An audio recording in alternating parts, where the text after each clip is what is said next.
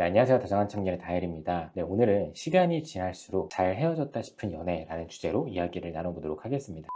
헤어질 때는 힘든 감정에 사로잡혀서 잘 몰랐는데 시간이 지날수록 그 사람과는 참 잘 헤어졌다 싶은 연애가 있는데요. 바로 본론으로 들어가 볼게요. 첫 번째는 바로 헤어지고 나서야 비로소 나다운 삶을 살게 되었을 때입니다. 누구나 솔로일 때와 연애 중일 때의 모습은 다를 수밖에 없잖아요. 나 하나만 챙기며 지내다가 연애를 시작하고 상대방까지 신경을 쓰게 되면 생활적인 부분부터 시작해서 생각하는 것까지 모두 달라질 수밖에 없습니다. 그런데 그 중에서 연애를 시작하고 나서 좋은 변화를 나타내는 사람들도 있어요. 그리고 연애를 시작하고 나서 이 연애를 원동력 삼아서 새로운 목표도 생기고 사람을 대하는 방법이나 배려하는 방법, 또 누군가를 챙기는 방법도 배우게 되고 그렇게 더 활동적으로 에너지 넘치는 삶을 살아가게 되는 사람들이 있습니다. 그래서 커플들끼리 무언가 새로운 목표를 함께 세워서 더 열심히 살게 되는 모습을 보면 나다운 모습에 더해서 둘이 함께 해야만 발휘할 수 있는 시너지를 나타내면서 살아가는 그런 커플들도 있어요. 그런데 반대로 연애를 시작하고 나서부터 나답지 못한 모습으로 살아가는 사람들도 있습니다. 예를 들면 나에게 너무 집착하는 사람을 만나게 되었을 때 나도 애써서 그 사람의 속도를 맞추려고 하는 경우, 그리고 너무 많이 좋아하는 마음 때문에 나의 주관 없이, 나의 삶은 없이 다 포기하고 상대방에게만 맞추는 경우, 그리고 더 나아가서 사랑한다면서 왜 이것도 안 해줘? 난 너를 사랑해서 이런 것까지 해주는데 너는 그 정도는 아닌가 보다. 연애하면서 이런 반강제적인 말도 안 되는 말을 많이 들은 사람들은 연애 기간이 길어짐에 따라서 점점 더 피폐해지고 자존감도 떨어지면서 내 삶에서 나의 자아가 점점 더 없어지게 됩니다. 그리고 더 최악으로 느껴질 수 있는 건 헤어진 직후에도 뭐가 잘못됐는지를 잘 모른다는 거예요. 결국에는 굉장히 잘못된 연애였다는 걸 스스로도 자각을 못한다는 거죠. 그래서 오히려 내가 부족해서 헤어진 거구나 라고 착각을 하기도 합니다. 그래서 어떻게 보면 사실 내가 무언가를 덜 했어야 하는 연애인 건데 자꾸만 자기가 무언가를 더 했어야 한다고 혼자서만 착각을 하면서 이별 후에도 엄청 힘들어해요. 그래서 이런 경우에 상대방에게 연락을 해서 한 번만 더 기회를 달라고, 내가 모든 것들을 더 잘 맞추겠다고 이렇게 구질구질하게 붙잡기도 합니다. 그런데 시간이 흘러서 어느 순간부터는, 정확하게는 내가 좋아하는 걸 하면서 더 이상 눈치 볼 사람도 없고 내가 내 일상을 자유롭게 즐길 수 있는 순간부터 자연스럽게 느끼게 되죠.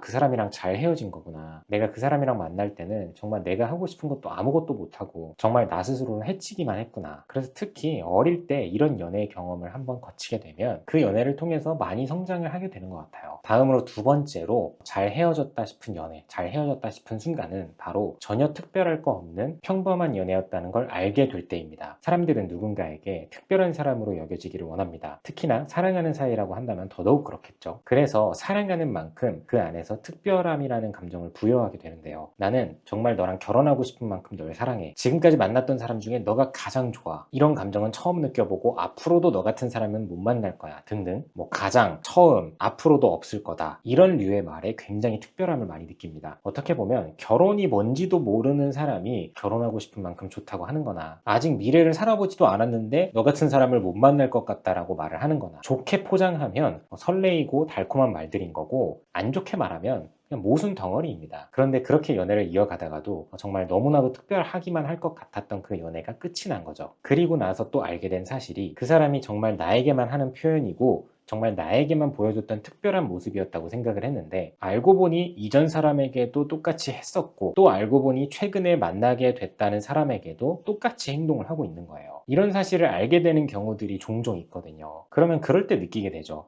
내가 달콤한 말에 속은 거구나. 그냥 만나는 모든 사람한테 다 그렇게 하는 사람이었던 거구나. 그리고 이때 정신을 차리게 되면서 잘 헤어졌다 싶은 마음이 들게 되는 것 같아요. 마지막으로 세 번째는 바로 이 이별의 원인이 단순히 나만의 문제가 아니었구나 라는 걸 알게 되었을 때입니다. 사람들이 헤어지고 나서 가장 힘들어하는 경우를 살펴보면 단연코 내가 그 연애를 다 망쳤다라는 생각이 들 때예요. 그러니까 내가 다 잘못했다고 자책을 하는 거죠. 그리고 실제로 한 사람이 연애를 송두리째 망쳐버리는 경우들이 있기는 합니다. 상대방과 화기애애하게 잘 만나고 있었는데 타고난 바람기 때문에 양다리를 하다가 들키는 경우, 또 다르게는 여러 가지 거짓말로 상대방을 속이면서 만나왔는데 들켰을 경우, 이런 것들은 당하는 입장에서는 사실 손 쓸 수가 없는 영역이기 때문에 온전히 한 사람만의 잘못으로 헤어진 게 맞습니다. 하지만 대부분의 연인들 사이에서 일어나는 싸움이나 소통 문제라거나 아니면 미래에 대한 방향성이라거나 이런 점들이 잘 안 맞아서 헤어졌다면 절대로 한 명만의 잘못일 수는 없습니다. 예를 들어 상대방이 나에게 욕을 해서 헤어졌다, 딱 이 말만 들었을 때는 욕한 사람이 잘못해서 헤어졌겠구나 싶을 수 있잖아요. 그런데 반대편에서 변호를 하면 상대방이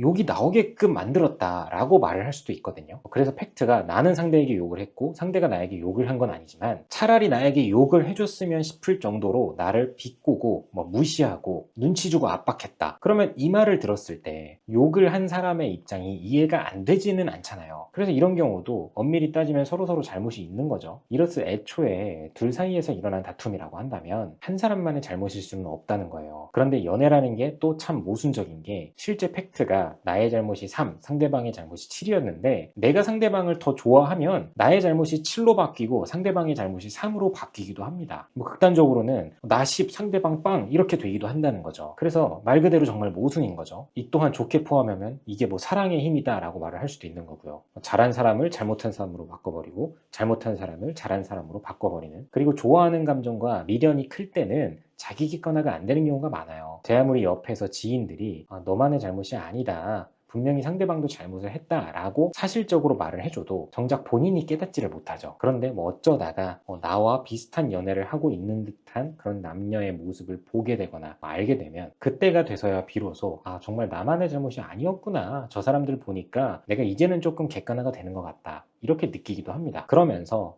우리는 그냥 인연이 아니었던 거구나, 옛날 그 당시에는 정말 너무 슬픈 이별이었고 정말 많이 아팠지만 지금에 와서 돌아보면 나를 가장 많이 성장시켜준 그런 연애이자 그런 이별이었던 것 같다, 최종적으로는 이렇게 받아들이게 되는 것 같습니다. 그러면서 잘 헤어진 연애구나, 그때로 돌아가도 헤어지는 게 맞겠구나 라는 생각이 드는 것 같아요.